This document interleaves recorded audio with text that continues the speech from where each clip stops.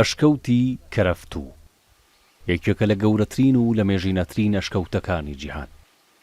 دەکەوێتە ڕۆژهەڵاتی کوردستانەوە. ئەشکەوتێکی سەرنجڕاکێش، سەرسوڕهێنەر و پڕ لە نهێنی و چیرۆک و بەسەرهاتی مێژوویە. ماوەیەکە خەریکی لێکۆڵینەوەم سەبارەت بە مەشکەوتە. من ناوم دکتۆر کەیهان موشیرپەناییە. مێژوو ناسم و دەمەوێت لەبارەی ئەشکەوتی کەرەفتووە بزانم. لەگەڵ چوونە ژوورەوە بۆ نێو کەرەفتوو پرسیارگەلێک دێنە مێشکەوە کە زانینی وەڵامەکانیان زۆر سەرنجڕاکێشە. چ کەسانێک لێرە ژیاون، چۆن و بە چ ئامرازێک ئەم بەردەڕەقانەیان لە جەرگێم کێوانەدا داتاشیون، ژوور، ڕێڕە و ڕۆژنە و پەنجەرەکانیان هەڵکەندون و چەندی خایاندووە تا ئەمانە دروست ببن. چ کەسانێک لێرەدا لەدایک بوون، مردوون یان کوژراون. چ کەسانێک لێرەدا ئەویندار بوون و چیان بێک دیگوتووە. دانیشتوانی ئەم شوێناوەتەکانیان چی بووە و چۆن ژیاون.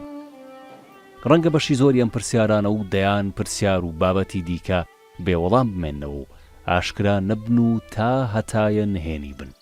نهێنیەک لە دڵی مێژوودا.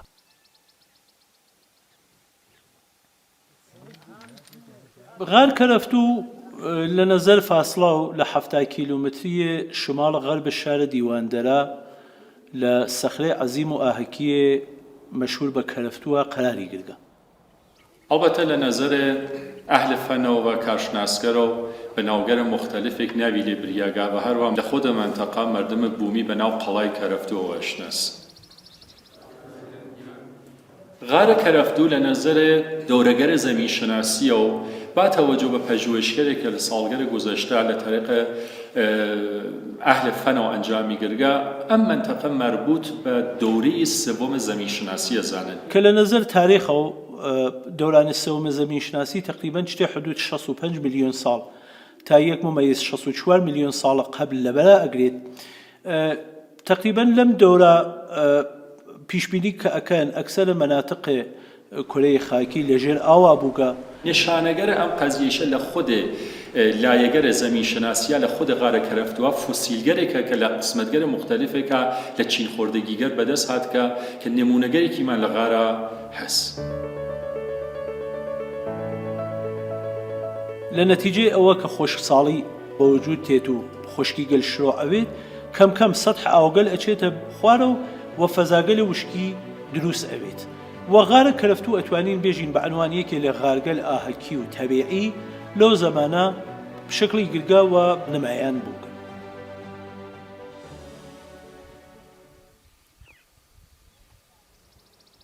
ئەشکەوتی کەرەفتوو لە دوو بەشی سروشتی و دەستکرد پێکاتوە. بەشی سروشتی ئەشکەوتەکە زارکەکان، قوڵکەکان، داڵان و شەنگەلێکی زۆر لە خۆ دەگرێت. کاریەکە و جوانی سەرسوڕهێنەری تایبەت بەخۆی هەیە. بەڵام بەشی دەستکرد کە بەرهەمی دەستێوەردانی مرۆڤ لە ئەشکەوتەکەدا مێژوێکی چەند هەزار ساڵی هەیە. هەندێک لە لێکۆڵەران پێیان وایە کە مێژووی نیشتەجێبوونی مرۆڤ لە کەرەفتوو بۆ 7000 تاوەکو 7500 ساڵ پێش ئێستا دەگەڕێتەوە. بەڵام لە لێکۆڵینەوە شوێنەوارناسیەکاندا هیچ ئاسەوارێکی ئەو سەردەما لە ئەشکەوتی کەرەفتوودا نەدۆزراوەتەوە. بە پێی نیشانەوە سەواری بەڵگەدار کە لە ئەشکەوتیکانی میکایلی نزیک کەرەفتوو دۆزراونەتەوە وا نیشان دەدات کە 7000 ساڵ لەمەوبەر مرۆڤەکان کەڵکیان لێوەرگرتووە. سەرڕای نزیکبوونی ئەم دوو ئەشکەوتە و گەورەی و پانتایی کەرەفتوو بەراوردبەکانی میکایل لەگەڵەوەی ئەشکەوتی کەرەفتوو شوێنێکی زۆر گونجاوتر بۆ نیشتەجێبوون و ژیان ڕەنگە یەکێک لە هۆکارەکانی نەدۆزرانەوەی ئاسەواری 7000 ساڵ لەمەوبەر تێیدا پەیوەندی بە گۆڕانکاری و جێگۆڕکەی دەسەڵاتداران و دانیشتوانی ئەشکەوتەکە و پاشان گۆڕانکاری لە چوارچێوە و بەکارهێنانی داهەبوو بێ. دانیشتوانی نوێ هەموو جارێکە سەوار و نیشانەکانی سەردەمی بەر لە خۆیان سڕی بێتەوە. بەڵام ئێستا بە سەرنجدان لە سەوار و نیشانە دۆزراوەکان مێژووی نیشتەجێبوون لە کەرەفتوو ڕەنگە بۆ 2500 تا 3000 ساڵ لەمەوبەر بگەڕێتەوە.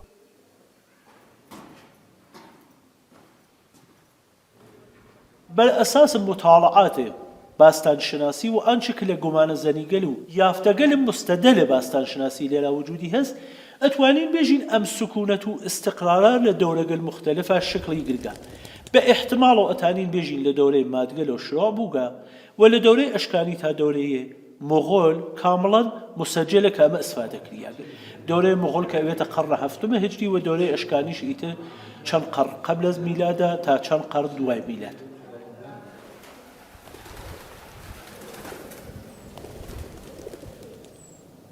بخش طبيعي خود غار كرفتو تشتي حدود 750 تا 900 متر تقريبا ستون فقرات أصلية كي هست. بخشگر طبيعي خود غار قطعا بیشتر لوسکه ما ایمینین. پیچ در پیچ به صورت پیچ و خمگرک نامتعارف که انسان اگر او روشنایی که این پروژه هست معبرکان روشنکات و وجودی نوید قطعا انسان لناوی سردرگم بید اصلا دوچار غار گرفتگی بید دوچار ترس بید ممکنه رگی خروج پیانه کرد.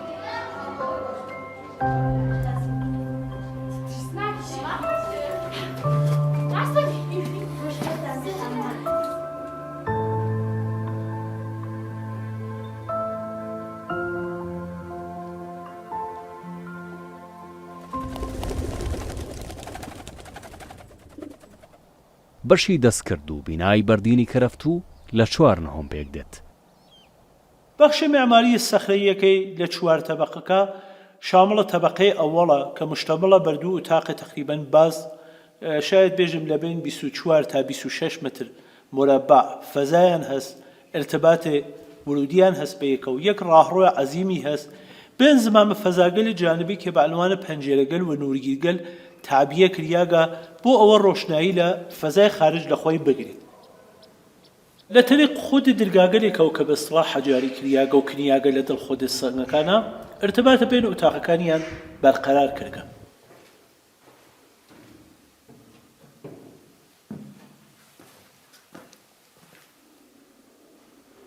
کاتێک فەرمانگەیە سەوارە فەرهەنگیەکانی پارێزگای کوردستان دەستی کرد بە گەڕان و هەڵکۆڵینی نێوەشکەوتەکە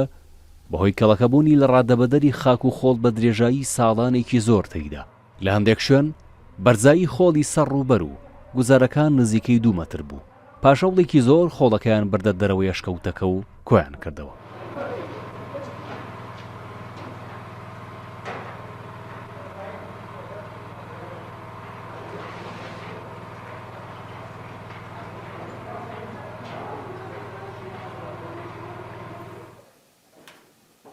کاگنامیق یەکێکە لەو کەسانەی کە لە توێژینەوە و گەڕانەکانی کەرەفتوودا ئامادە بوو پاشان بەوەی ئارەزویەوە بۆ مێژوو لەم بوارەدا ماستەری خوێندەوە و ئێستا لە پێگەی کەرەفتوودا کار دەکات.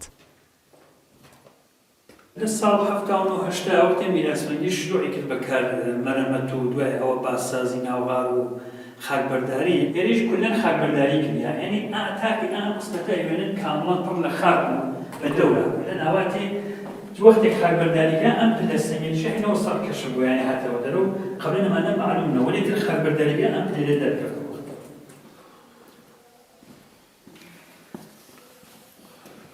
طبقەی دوومان شامڵ 3 دانە ئوتاقە کە ئەم 3 دانە ئوتاقە ارتباطیان بازم لە طریق دەرگای گەلێکەوە هەست. منتەها تەنها فەرقی کە هەسی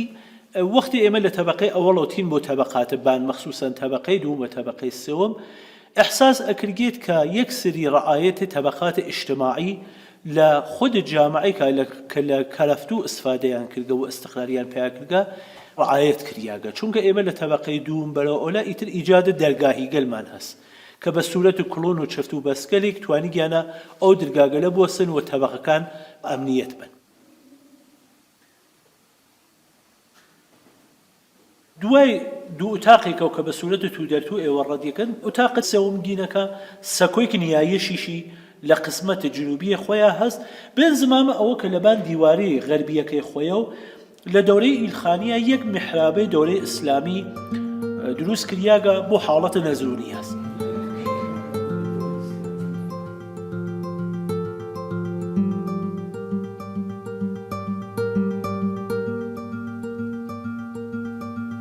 لە فرێ لە مەسیرەکانە ئێمە شاید بازدید کۆنەندە وەختێکات بازدید دەکات لە غارەکە یەک سری چاڵەگەل بوێنێت. معموڵان ئەم چاڵەگەلە بەخاتر ئەوە زمانی نفوزە ئاو بووگە بەخاترەوە لە فرێک لە ناو کەفەکانە ئەم حەجم ئاوە جەمەونەوێتەوە ئەو چاڵەگەلیانە بە عنوان محەلی دەفع ئەو ئاوگەلە یا محەلی جەماوەری ئەو ئاوگەلە ئیجاد کردە.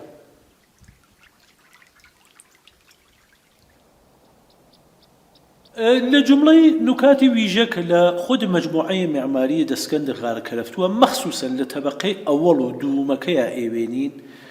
وجودی یەک سری نقوش و نگارکردنگەلە سەخرەیە کە تقریبان ئەم نقوش و نگارکردنگەلە سەخرەیە لە 4 سیستەما ئیجرا کریاگە لە 4 نەوع ئیجرا کریاگە. نقوش ئینسانیمان هەسێمە، نقوش صرفاً حیوانیمان هەست، نقوش تەرکیبیمان هەست شامل ئینسان و حیوان و نقوش هندسی. لە نەزەر سنگنێگارەگەرەوە لە دەورەی پێشەستانێک ئەمە فەلسفەیەکی هەست. ئینسان لە گوزەشتا وەختی گەرەکی بۆ مەراسم شکار بەجێگەبێرێت قبل و بعد از ئەم مەراسمە تەسەووراتە خۆی و ئارزوو و ئاماڵگەر خۆی بە تەسویرە کێشا. حیوانێک کە گەرەکی بۆ شکاری کات نەخشیە کرد،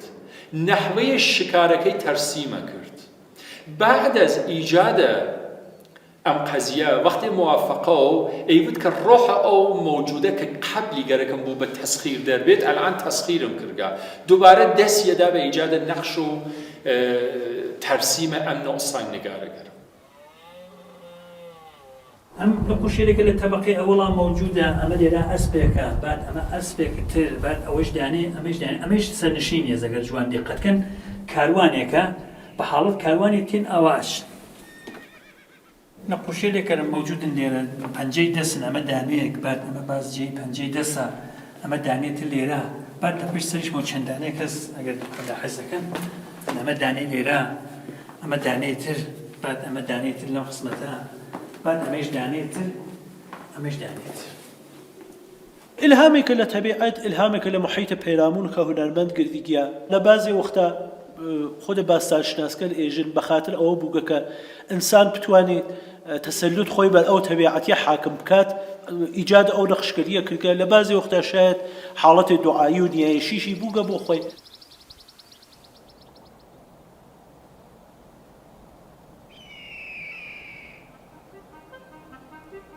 لە بەخشکەرە تەبیعیە غارە ئێمە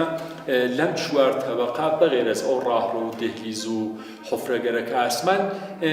2 تالارە گەورەمان هەست. دانێکێک بەناو تالارە ئیجتیماعاتە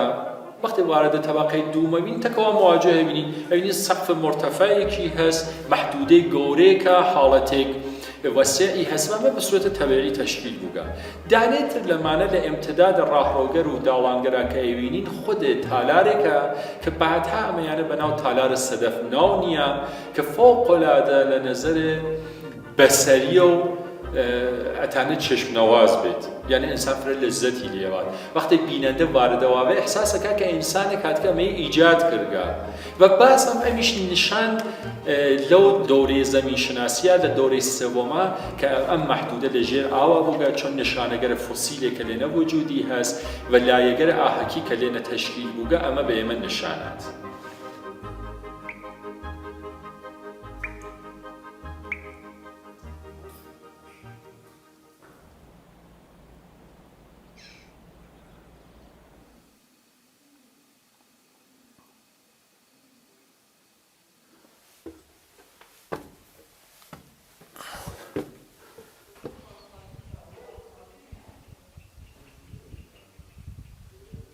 لە تەبەقەی دوومە بازم ڕێگەی هەست بە تەبەقەی سێومەوە ویژەترین معماریمان ئێمە ها لە تەبەقەی سێومە.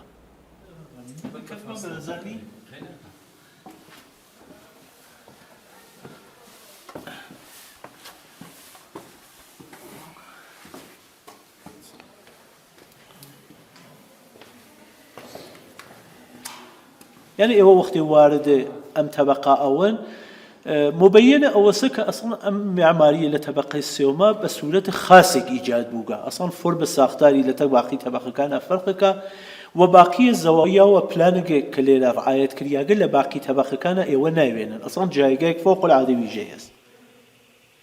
طبقة السيوم بازم فزايك سالون مانندي هس أم طبقة لنظر كاربورد ويجي بوغا وعلى أوك تزئيناتك لنا خود أم طبقة بكار برياق للسردرقاي پنجيركانيا كأو تزئيناتا إما أتوانين مشابهي لتبين وشيجان تبا كمعماريك خشتية بيوينين لدوري مادقلة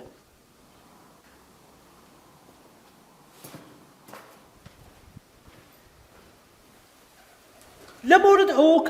تعداد أم أتاقلة لقزشتا لكل طبقاتك شنانا بوغا حقيقة هيج كسي هيج نازاني ولي بالأساس نشانة قلي كهس مخصوصا لقسمة الصخرة البيرونية ناشي لتخريب قلي كلا غارة كلفتوها بوغا تعداد بين حفتها بسبهنج أتاقيا بيشبيني كرقا كلا حال حاضرة إما حفت أتاقي أويني يعني إما أم تعداد حفت أتاق السالمة أويني مثلا ايوا الان وقت اشنا طبقه السيومكا على وبردو دانا اتاق السالمكا نشانه اتاق تقريبيه كان بين يعني اصلا وانا تا حدود 5 دانا 6 دانا اتاق تشخيص بن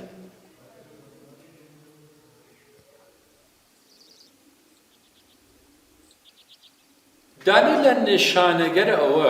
كغار كرفتو لدوريغا مورد استفادي معبد والنيايشگاه بوغا وجود كتيبه که لسردر دانه لدرگاهگر اتاق لطبقه سوما كتيبة ناو أولا إلهي يوناني إلهي نيمة خدائي نيمة إنساني بعنوان إلهي هراكلس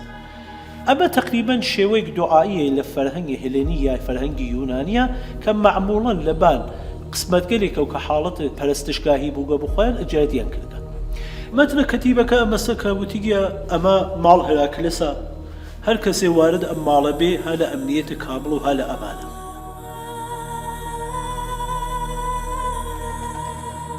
اگر اما بپذیرین که لدوره که ایره به عنوان معبد یونانی مورد استفاده قراری گرگه اشه حلقرینو به هر بحث که لدوره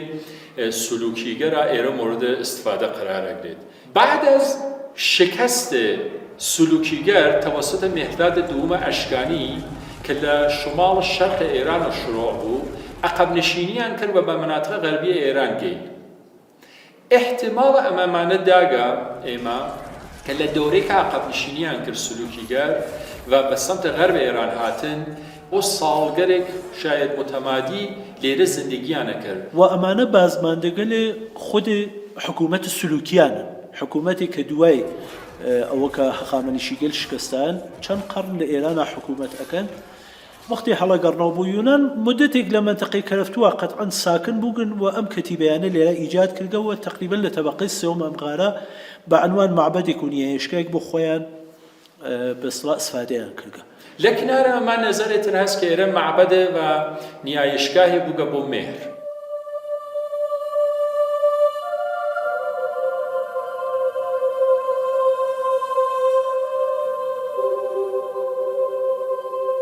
بالأساس تحقيقاتي ككرياغا خود طبقة السيوم غار كرفتو السالوني كهسي سكوي نيايشي كل جبهي ديوار غربية كيا وجودي هست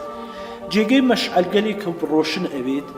وخود باقي جوانبي كهسلنا أجاني أصلا أمن يك نقشة معبد مهرية لسال حفظة وششة شوارشوي تشالك تقريبا دسكاري شده وجودي بو كالكنار خود تشالكا تقريبا حالتك جوجا آوي كيا أو أبراهامان دي نشاني أداك آويك لخود السقف غارك ونفوزك هداية كرياغا بناو أو تشالا أو كارك إيما أو زمانة كردمان فكر معنا كرده وكا أماش احتمالي هسب عنوان سيلو يا محل ذخيرة أزوقة استفادة كريا ولي وقت حفاري ما نكر هيج نشانك من لا أو تشتغل بيان نكر وخد سرپرست هيئتك آقای دکتر میراسکندری نظری اما بو که اما بعنوان چال غسل و تطهیر و پاکردن بدن بو مراسم مذهبی خود مهر یا مراسم مهر پرستی لو چالا استفاده کریاک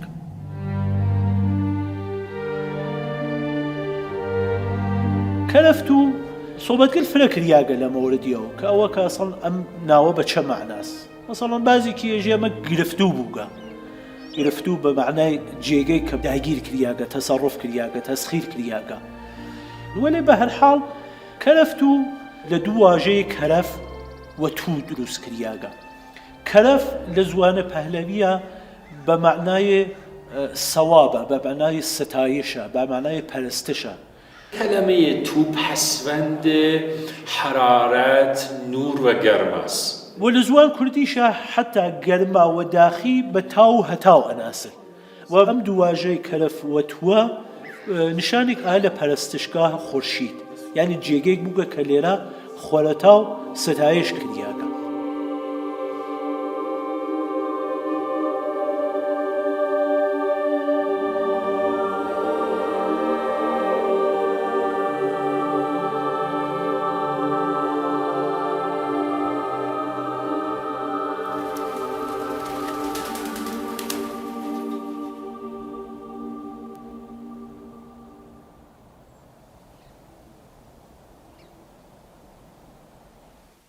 لە ڕێی چەند داڵانی سروشتیەوە دەگەینە نهۆمی چوارەمی ئەشکەوتی کەرەفتوو لە هەیوانی گەورەی نهۆمی چوارەمیشدا ئاسەواری چەند شوێنەواری هەڵکەندرا و بەدەست هەیە کە ڕەنگە تەنور یا شوێنی ڕاگرتنی خۆراک و ئاو بوون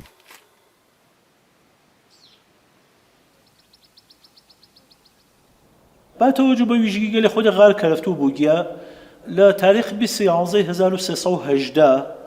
غار کەرەفتوو بە شمارەی 330 لە ئاسارە ملی ئێرانە بە سەبت گەیگە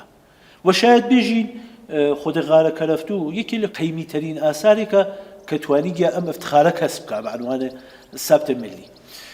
لە ساڵگەلێ ئەخیریشە تەڵاشگەلێ کریاگە بۆ ئەوە کە ئێرە لە سەبتە ملی دەربێ بڕێتە حاڵەتە سەبتە جیهانی ئەکسەرێ کەسانگەلێک کە تەحقیقیان کردگە ئاعتقادیان بەر ئەمەسا کە غارە کەرەفتوو نیایە مەعابدە مهریە غاریە تواو دنیاس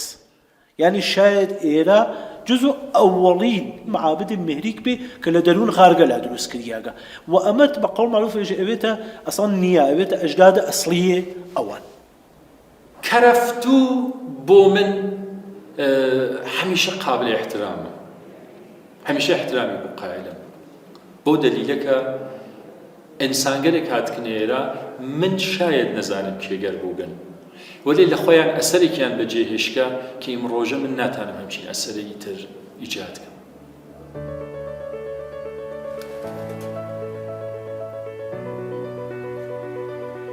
بێگومان ئەگەر ڕۆژێک ئەشکەوتی کەرەفتوو زیاتر لێکۆڵینەوەی لەسەر بکرێت بەشی سروشتی و ژوور و شوێن و ئاسەواری مێژووی زۆری تێدا دەدۆزرێتەوە کە هەرکەم گێڕانەوەی چەندین بەسەرهات و چیرۆکی ژیانی مرۆڤەکانی ڕابردوون چیرۆکێکی نوێ لە کەرەفتوو